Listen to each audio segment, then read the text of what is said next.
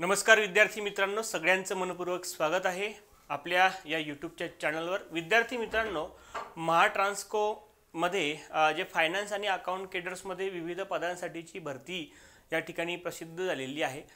तर या परीक्षेच्या अभ्यासाचं नियोजन नेमकं कसं करावं त्याच्या संदर्भातला हा आपला व्हिडिओ आहे।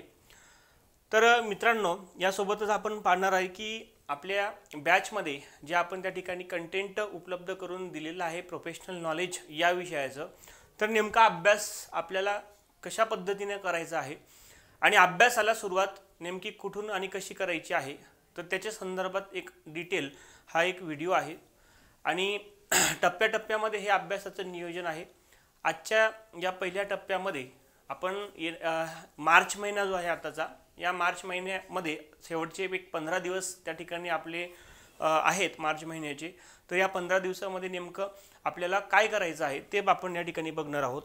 तर आपल्याला माहिती आहे की फायनान्स आणि अकाउंट केडरमध्ये ज्या वेगवेगळ्या पदांसाठीची भरती प्रक्रिया आहे त्याच्यामध्ये assistant general manager, senior manager, manager, deputy manager, upper divisional clerk आणि लोअर डिव्हिजनल क्लर्क या पदांसाठीची ही भरती आहे, ज्याच्यामध्ये लोअर डिव्हिजनल क्लर्कच्या 260 जागा, अप्पर डिव्हिजनच्या 37 जागा, डेप्युटी मॅनेजरच्या 25 जागा, मॅनेजरच्या 6, सीनियर मॅनेजरची 1 आणि असिस्टंट जनरल मॅनेजरची 1 जागा आहे।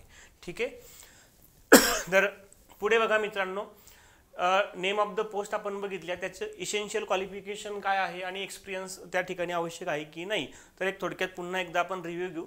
जे विद्यार्थी नवीन असतील, अजून तर हे अर्ज प्रक्रिया सुरू झालेली नाहीये, तर त्याच्यावर काम चालू आहे, URL बनवण्याचं काम चालू आहे।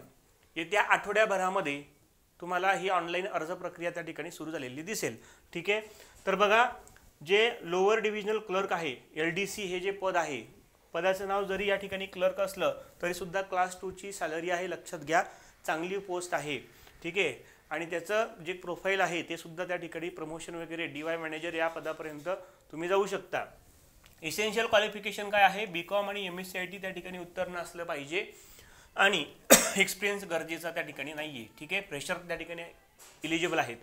दुसरी जी त्या ठिकाणी पोस्ट आहे अप्पर डिव्हिजनल क्लर्कची, याच्यामध्ये सुद्धा सेम BCom पाहिजे आणि MSc पाहिजे, मात्र त्याच्यासोबतच काय पाहिजे, तुम्ही LDC परीक्षा उत्तीर्ण पाहिजे। म्हणजे याचा अर्थ असा आहे की अप्पर डिव्हिजनल क्लर्क हे डिपार्टमेंटल कॅन्डिडेट जे आहेत तर त्यांच्यासाठी आहे। ठीक आहे।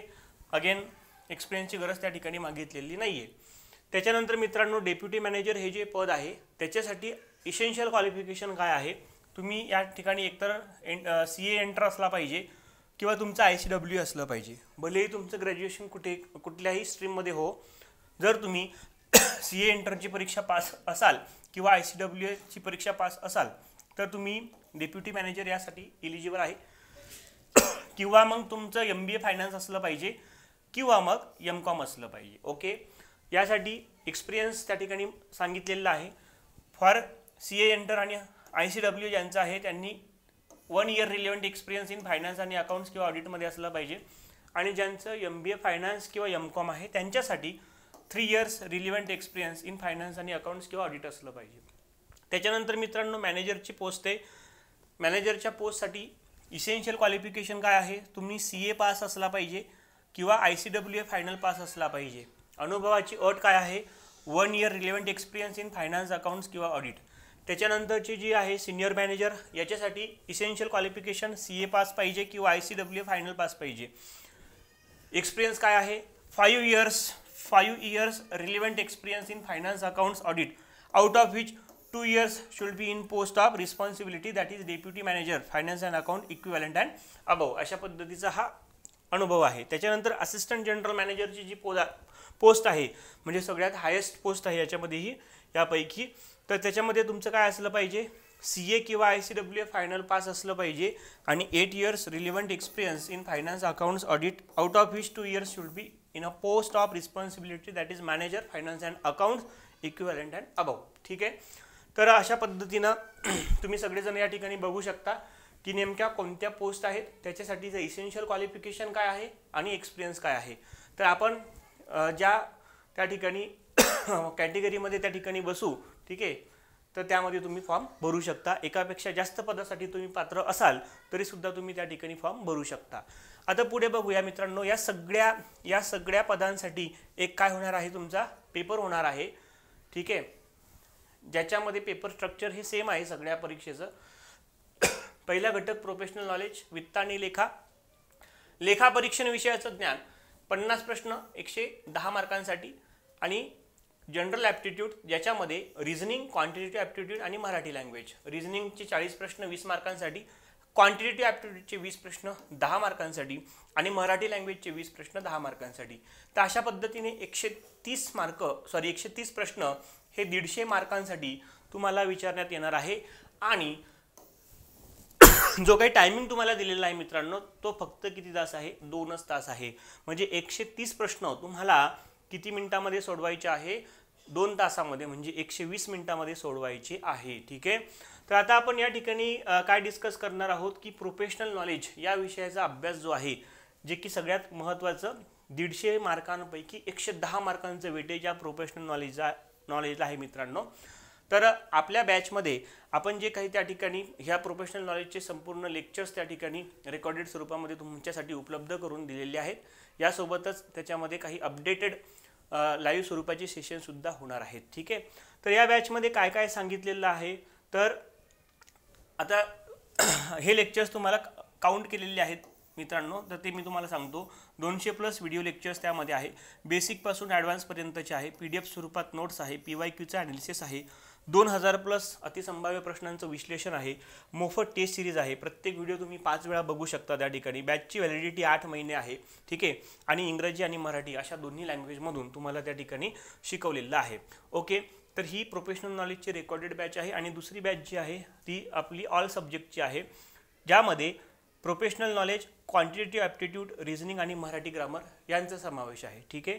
प्रोफेशनल नॉलेज, फक्त प्रोफेशनल नॉलेजची बॅच ही 2400 रुपयाला आहे, त्या ठिकाणी लक्षात घ्यायचं आहे, ओके। आणि जी पूर्ण बॅच आहे ती 3000 रुपयाची आहे। तर ही मित्रांनो अम्ब्रेला बॅच आहे। अम्ब्रेला बॅच आहे म्हणजे ज्याच्यामध्ये अगदी असिस्टंट जनरल मॅनेजरपासून तर लोअर डिव्हिजनल क्लर्कच्या सगळ्या गोष्टी त्या ठिकाणी तुमच्या कव्हर केलेल्या आहेत। यासोबतच ॲडव्हान्स लेवलचे लेक्चरसुद्धा आपण त्या ठिकाणी लवकरच स्टार्ट करणार आहोत। परंतु तत्पूर्वी तुम्ही बेसिकचे जे लेक्चर आहे ते बेसिकचे लेक्चर्स त्या ठिकाणी व्यवस्थितपणे अभ्यासणं गरजेचं आहे। बेसिक तुमचं त्या ठिकाणी चांगलं असेल तरच तुम्ही ॲडव्हान्सकडे त्या ठिकाणी योग्य पद्धतीनं जाऊ शकता, ठीक आहे। तर याच्यामध्ये क्वांटिटेटिव्ह ॲप्टिट्यूड, रिझनिंग आणि मराठी ग्रामर त्या ठिकाणी सुरू होत आहे। आजपासून रिझनिंगचे लेक्चर्स त्या ठिकाणी प्रत्यक्षामध्ये सुरू होतील। दररोज रात्री 9 वाजेपासून तर 10:30 वाजेपर्यंत हे तुम्हाला लाईव्ह प्लस रेकॉर्डेड स्वरूपात मिळणार आहे। प्रोफेशनल नॉलेजचे लेक्चर्स ऑलरेडी त्या ठिकाणी 200+ व्हिडिओ लेक्चर्स रेकॉर्डेड स्वरूपामध्ये आहे, ठीक आहे। तर आय होप की तुम्हाला ही माहिती या ठिकाणी समजलेली असेल। ज्या विद्यार्थ्यांनी अजून ही ॲप डाउनलोड केलेलं नसेल तर त्यांनी प्रवीण कड क्लासेस या नावाचं आपलं ॲप गुगल प्ले स्टोअरवरून ते डाउनलोड करा, रजिस्टर करा आणि तुम्हाला 2 पैकी कुठली जी काही बॅच तुम्हाला जॉईन करायची असेल तर ती तुम्ही त्या ठिकाणी जॉईन करू शकता, ठीक आहे। आता आपण या ठिकाणी मित्रांनो पुढे जाऊयात। आता ह्या बॅचमध्ये आपण जे काही दिलेलं आहे तत्पूर्वी आता हे बघू शकता आपण, आपले जे विद्यार्थी आहेत तर बऱ्याच मोठ्या प्रमाणामध्ये महाराष्ट्रभर वेगवेगळ्या विभागामध्ये सध्या ते जॉईन झालेले आहेत, कार्यरत आहेत। 2018 मध्ये पहिल्यांदा आपण या ठिकाणी नगर परिषद ऑडिटर आणि अकाउंटंटची बॅच त्या ठिकाणी ऑफलाईन स्वरूपामध्ये लॉन्च केलेली होती। तर ते विद्यार्थ्यांना आता जवळपास 6 वर्ष झालेली आहे, त्यांची सर्व्हिस म्हणजे 6 वर्ष झालेली आहे। त्याच्यानंतर मित्रांनो दुसरी जी बॅच आली होती नगर परिषद लेखापरीक्षणची, तर 2023 मध्ये तेही आपल्याला या ठिकाणी माहिती आहे। हेही विद्यार्थी त्या ठिकाणी रुजू झालेले आहेत। यासोबतच आता लेटेस्ट महावितरणमध्ये ज्युनियर असिस्टंट अकाउंट्स या पदीसुद्धा 200+ विद्यार्थी आपले त्या ठिकाणी रुजू झालेले आहेत। तर तुमचंसुद्धा त्या ठिकाणी नाव आणि फोटो पुढच्या त्या ठिकाणी आपल्या या ब्रोशरमध्ये आणि पॅम्पलेटमध्ये यावा अशी सदिच्छा तुम्हाला आहे। तर त्यासाठीची ही चांगली तुम्हाला सुवर्ण संधी आहे मित्रांनो। यासोबतच हे बघू शकता आपण की कुणाल सावंत यांची महाराष्ट्रामध्ये रँक 2 आलेली आहे महावितरण ज्युनियर असिस्टंट अकाउंट्स या परीक्षेमध्ये, ठीक आहे। तर हे याच्या पाठीमागे हे दाखवण्याचा उद्देश काय आहे, तुम्हाला आपल्याला खूप मोठी जाहिरात करावी हा उद्देश याच्यामध्ये अजिबात नाही आहे। परंतु आपल्यासारखाच किंवा आपला मित्र, आपला भाऊ, आपला शेजारी, आपला गाववाला, बरोबर, की त्यांचे फोटो इथं आपण बघू शकता। आणि एक प्रेरणा आपल्याला त्या ठिकाणी यापासून मिळू शकते, जेणेकरून तुम्ही तुमच्या अभ्यासामध्ये सातत्य त्या ठिकाणी ठेवून कसल्याही प्रकारच्या अफवांना बळी न पडता एक परिश्रम घ्यायचा आहे आणि आपलं नाव त्याच्यामध्ये तुम्हाला झळकवायचं आहे. तर अशा पद्धतीने हे तुम्ही बघू शकता. बरेचशा विद्यार्थ्यांच्या प्रतिक्रिया त्या ठिकाणी आलेल्या आहेत. आता आपण मुख्य विषयाला या ठिकाणी सुरुवात करूया. मित्रांनो, आपली जी बॅच आहे त्याच्यामध्ये तुम्ही बघत प्रोफेशनल नॉलेजची विशेषता हे बोलतोय मी. प्रोफेशनल नॉलेजची जी बॅच आहे तर त्याच्यामध्ये हे दोन्हीसाठी ही कॉमन आहे. दोन्ही बॅचेस जे आहेत, एक 3000 रुपयावाली बॅच आहे, ठीक आहे, आणि एक 2400वाली बॅच आहे. दोन्हीमध्ये प्रोफेशनल नॉलेज कॉमन आहे, त्याच्यामध्ये कसल्याही प्रकारचा फरक नाही आहे, ही गोष्ट प्रामुख्याने लक्षात घ्या. तर यामध्ये काय असणार आहे, बॅच कंटेंटमध्ये काय आहे तर तुम्ही बघू शकता. जे तुम्हाला पहिलं फोल्डर दिसेल ते आहे बेसिक ऑफ अकाउंटिंग 1, ठीक आहे, जे की 11th स्टँडर्डवर त्या ठिकाणी काय आहे, 11th स्टँडर्डवर आधारित आहे. तर बेसिक ऑफ अकाउंटिंगचे जवळपास नंबर ऑफ व्हिडिओज किती आहेत, 26 व्हिडिओ आहेत. आणि तासामध्ये जर त्याची गणना केली तर 18 तासाचं हे आहे. ओके. त्याच्यानंतर बघा बेसिक ऑफ अकाउंटिंग पार्ट 2, जे की 12th स्टँडर्डवर आधारित आहे. ओके, म्हणजे पार्टनरशिप आहे, नॉट फॉर प्रॉफिट कन्सर्न आहे, याच्यासोबतच बँक रिकन्सिलेशन स्टेटमेंट आहे. Okay, accounting for special transaction आहेत. तर याचे नंबर ऑफ व्हिडिओज 20 आहे मित्रांनो, आणि तासामध्ये जर बघितलं तर 14 तास असं आहे ते. तिसरं अकाउंटिंग स्टँडर्ड्स हा एक फोल्डर त्यामध्ये आहे, ज्याच्यामध्ये 4 व्हिडिओज आहेत, साधारणतः 6 तासाचं हे आहे. त्याच्यानंतर ऑडिटिंग हा जो सब्जेक्ट आहे, ऑडिटिंगचे 6 व्हिडिओज आहेत आणि 4 तासाचं ते आहे. याच्यामध्ये अजून ॲड होणार आहे, ठीक आहे, ऑडिटिंगमध्ये अजून काही व्हिडिओज ॲड होणार आहेत. त्याच्यानंतर कंपनीज ॲक्ट 2013 याचे मित्रांनो 14 व्हिडिओज आहेत, 8 तासामध्ये आपण ते घेतलेलं आहे, 8 तास. बिझनेस लॉ जे आहे मित्रांनो त्याच्यामध्ये 37 व्हिडिओ आहेत, जवळपास एक 8 ते 10 लॉज आहे त्याच्यामध्ये, ठीक आहे. आता याच्यामध्ये सगळेच लॉ करायचे का तर सगळेच करा, कारण काहीच सोडायचं नाही आपल्याला हातचं, ठीक आहे. रिस्क कशामध्येच घ्यायची नाही आपल्याला, प्रॉपर आपल्याला टायमिंग त्या ठिकाणी आहे अभ्यासाला. 22 तासामध्ये आपण हे बिझनेस लॉ कव्हर केलेलं आहे. बिझनेस लॉ ज्याच्यामध्ये कॉन्ट्रॅक्ट ॲक्ट आहे, निगोशिएबल इन्स्ट्रुमेंट ॲक्ट आहे, बोनस ॲक्ट आहे, ठीक आहे, इंडस्ट्रियल डिस्प्यूट आहे, EPF आहे, अशा पद्धतीनं. नंतर मित्रांनो कॉस्ट अकाउंटिंग हा सब्जेक्ट येतो. कॉस्ट अकाउंटिंगचे जे काही नंबर ऑफ व्हिडिओज आहेत हे 10 व्हिडिओज आहेत आणि 8 तासाचं हे कॉस्ट अकाउंटिंग आहे. त्याच्यानंतर मित्रांनो GSTचा ॲक्ट आहे 2017चा, 4 व्हिडिओज आहेत त्याचे, 4 तासामध्ये ते जवळपास कव्हर केलेलं आहे. फायनान्शियल मॅनेजमेंट हा एक विषय आहे, 22 व्हिडिओज आहेत, 17 तासामध्ये तो आहे, 17 तास आहेत म्हणजे त्याचे टोटल. इन्कम टॅक्स हा विषय आहे, सध्या त्याच्यामध्ये 5 व्हिडिओज तुम्हाला दिसत आहेत, परंतु याच्यामध्ये सुद्धा अजून ॲड होणार आहे. तर हे लक्षात घ्यायचं आहे, बरोबर. जे काही आपलं असेसमेंट इयर आहे त्या दृष्टिकोनातून हे व्हिडिओज त्या ठिकाणी अजून ॲड होणार आहे. म्हणजे आता हे 5 व्हिडिओज या ठिकाणी आहेत, ही 5ची संख्या जवळपास तुम्हाला 15 त्या ठिकाणी होईल. तर त्याच्यावर काम चालू आहे, ठीक आहे. सध्या हे तुम्हाला 4 तासाचं पाहायला मिळतं. त्याच्यानंतर मित्रांनो बिझनेस इथिक्स हा एक विषय आहे, ज्याच्यामध्ये 3 व्हिडिओज आहेत 2 तासाचे. ICT इन्फॉर्मेशन कम्युनिकेशन टेक्नॉलॉजीचे 7 व्हिडिओ आहे, 5 तास.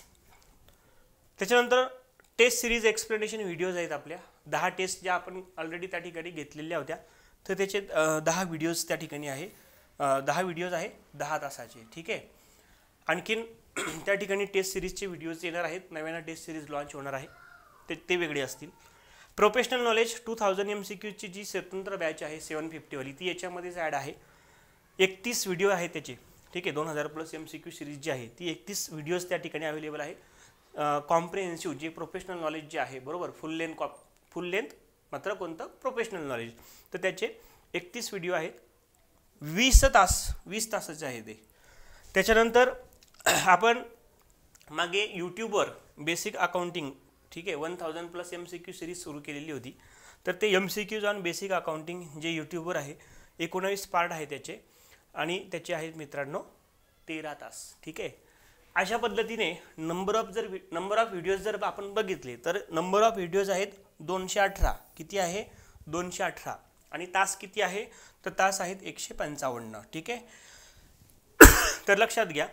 तर याच्यामध्ये 218 जरी असले तर अजून काही त्याच्यामध्ये ॲड होणार आहे. बेसिक अकाउंटिंगच्या व्यतिरिक्त ॲडव्हान्स अकाउंटिंगकडे आपण जाणार आहोत. बेसिक अकाउंटिंग नंतर ॲडव्हान्स अकाउंटिंगकडे आपण जाणार आहोत. त्याचे काही व्हिडिओज ॲड होतील.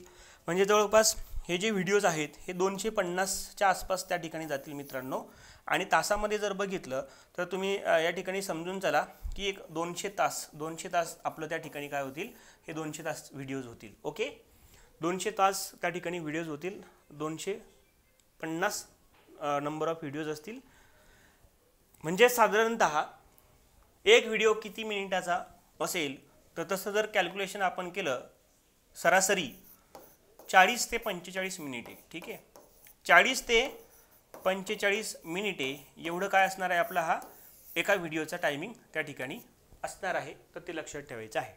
ठीक आहे, तर आय होप की तुम्हाला ह्या गोष्टी लक्षात आल्या असतील. आपल्याला नेमकं किती अभ्यास करायचा आहे आणि कशा पद्धतीने कोणकोणते विषय करायचे आहे. आता आपण पुढे या ठिकाणी बोलूयात की आता समजा मार्च महिना आहे. मार्च महिन्याचा समजा आजची या ठिकाणी 17 तारीख आहे. पुढचे अजून 15 दिवस समजूयात आपण की मार्च महिन्याचे 15 दिवस आपल्या हातामध्ये आहेत.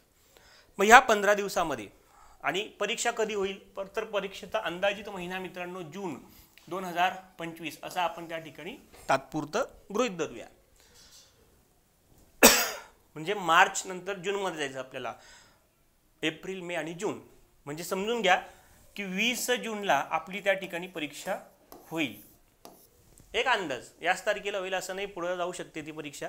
पण आपण टेंटेटिव्ह धरून चालूयात की 20 जूनपर्यंत आपला अभ्यास झाला पाहिजे, व्यवस्थित झाला पाहिजे. प्रोफेशनल नॉलेजचंच बोलतो मी फक्त हे सध्या, बाकी विषयांचं नाही बोलत आहे. ठीक आहे, तर 20 जूनपर्यंत आपला अभ्यास झाला पाहिजे. म्हणजे आपल्याकडे आतापासून किती महिने आहेत तर 3 महिने आहेत. 3 महिने आहेत म्हणजे आपल्याकडे किती दिवस आहेत, 90 दिवस आहेत मित्रांनो. ओके, तर 90 दिवसांमध्ये आपल्याला काय करायचं आहे तर या प्रोफेशनल नॉलेजच्या 50 प्रश्नांची तयारी करायची आहे, जे की आपल्याला 110 मार्कांसाठी विचारण्यात येणार आहेत. मग आता या ठिकाणी आपण 2 भागामध्ये याचं डिवायडेशन करू शकतो. आपल्या प्रोफेशनल नॉलेज हा जो घटक आहे त्याच्यामध्ये जे वेगवेगळे विषय आहेत त्यांचं एक म्हणजे काय, थिअरी प्लस सम्स किंवा प्रॉब्लेम ज्याच्यावर विचारले जाऊ शकतात असे विषय. ओके, कोणत्या विषयावर किती वेटेज आहे ते त्याचा व्हिडिओ आपण ऑलरेडी मागच्या लेक्चरमध्ये तुम्हाला दिलेला आहे. माझा पहिला विषय जो येतो मित्रांनो तो अकाउंटिंग. आणि अकाउंटिंगचं जर वेटेज आपण बघितलं तर तुम्ही एक 12 ते 15 प्रश्न, 50 पैकी 12 ते 15 प्रश्न अकाउंटिंग ह्या एकट्या विषयावर त्या ठिकाणी विचारले जाण्याची शक्यता आहे. ठीक आहे, +- 2 होऊ शकतात. मग या अकाउंटिंगमध्ये तुम्हाला थिअरी विचारणार आहेत का तर यस. उदाहरणार्थ गोल्डन रूल्स ऑफ अकाउंटिंगवर प्रश्न आलेला होता महावितरणच्या परीक्षेमध्ये. रिअल अकाउंटचा रूल काय आहे, बरोबर, किंवा पर्सनल अकाउंटचा रूल कोणता आहे. तर असे सुद्धा बेसिक प्रश्न तुम्हाला विचारले जातात. यासोबतच काही प्रश्नांची लेवल ही मॉडरेट असते, काही प्रश्नांची लेवल ही त्या ठिकाणी डिफिकल्ट सुद्धा राहू शकते. मग याच्यामध्ये तुम्हाला काही सम्स किंवा प्रॉब्लेम ज्याला आपण म्हणतो ते विचारले जाऊ शकतात. उदाहरणार्थ डिप्रिसिएशनची अमाऊंट त्या ठिकाणी कॅल्क्युलेट करा असा प्रश्न येऊ शकतो. ओके, किंवा मग त्या ठिकाणी तुम्हाला सबस्क्रिप्शन जे आहे नॉट फॉर प्रॉफिट ऑर्गनायझेशनचं एखादं एक्झाम्पल त्या ठिकाणी दिलं जाऊ शकतं. वर्गणीची रक्कम काढा. म्हणजे हे काही त्याचे उदाहरणं तुम्हाला सांगतो मी. ठीक आहे, जिथे जिथे प्रॉब्लेम्स किंवा सम्स तयार होऊ शकतात तिथे तिथे तुम्हाला त्या ठिकाणी विचारले जाऊ शकतील. दुसरं म्हणजे कॉस्टिंगचा विषय आहे. कॉस्टिंगवर सुद्धा तुम्हाला त्या ठिकाणी काही सम्स विचारले जाऊ शकतात. इन्कम टॅक्सवर सुद्धा काही सम्स विचारले जाऊ शकतात.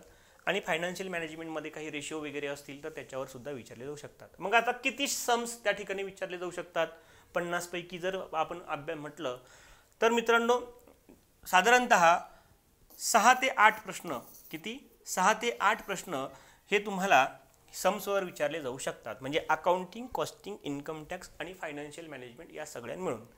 म्हणजे याचा अर्थ असा की तुम्हाला जे काही थिअरी विचारणार आहे, मग ही थिअरी किती प्रश्न विचारणार आहे थिअरीचे तर 40 ते 42 प्रश्न. 50 पैकी 40 ते 42 प्रश्न मित्रांनो हे तुमचे थिअरॉटिकल बेस असणार आहे. तर ही गोष्ट तुम्ही लक्षात ठेवायची आहे. मग याचा अर्थ तुम्हाला फक्त सम्स करायचे असं नाही किंवा फक्त थिअरीज करायची असं नाही आहे. दोन्ही गोष्टी तुम्हाला करायच्या आहेत. कारण एक प्रश्न त्या ठिकाणी पोस्ट मिळवण्यासाठी महत्त्वाचा ठरतो. म्हणून आपल्याला एक्सक्लूड काहीच करायचं नाही. आता आपण म्हणतो की स्पर्धा कमी आहेत, BComचेच विद्यार्थी आहेत, बाकी BBA वगैरे अलाउड नाही आहेत.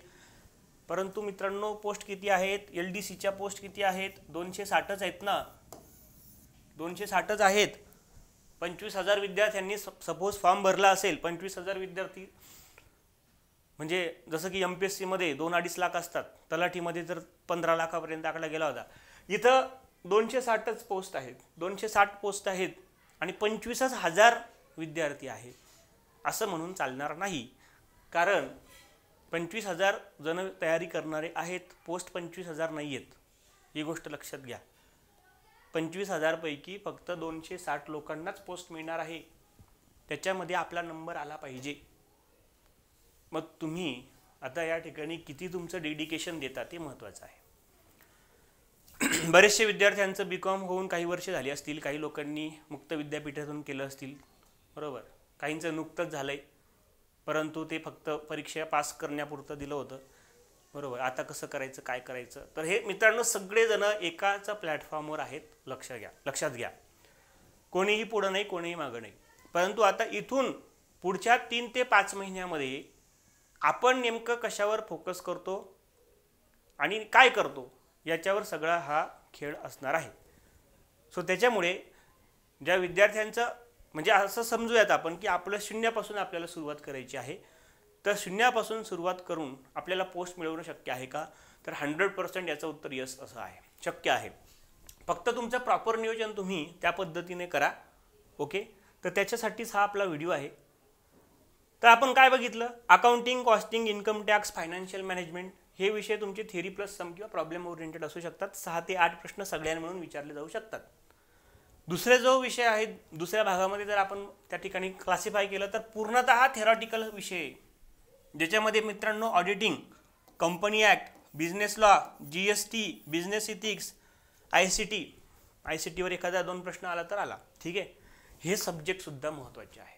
हे पूर्णतः थेरॉटिकल बेस आहे आणि हे या ठिकाणी मिक्स आहे, ठीक आहे. तर ह्या दोन्ही विषयांना किंवा दोन्ही जे भाग आपण केलेले आहेत तर त्यांना आपल्याला सोबत घेऊन पुढे जायचं आहे. आता आपण या ठिकाणी बघूयात अभ्यासाला नेमकी सुरुवात आता कोणत्या विषयापासून करायची आहे. तर मित्रांनो बघा, अभ्यासाला जी सुरुवात आहे ती तुम्ही करायची आहे अकाउंटिंग या विषयापासून. कोणत्या विषयापासून, अकाउंटिंग या विषयापासून. कारण सगळ्यात जास्त वेटेज प्रोफेशनल नॉलेजमध्ये अकाउंटिंग या विषयाचं त्या ठिकाणी आहे.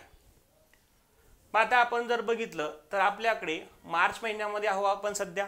मग मार्च महिना म्हणजे 18 मार्च ते 31 मार्च जर आपण पकडलं समजा, ऑन ॲन ॲव्हरेज समजा 15 दिवस आपल्याकडे आहे, ठीक आहे. 14-15 दिवस जे काय असतील ते.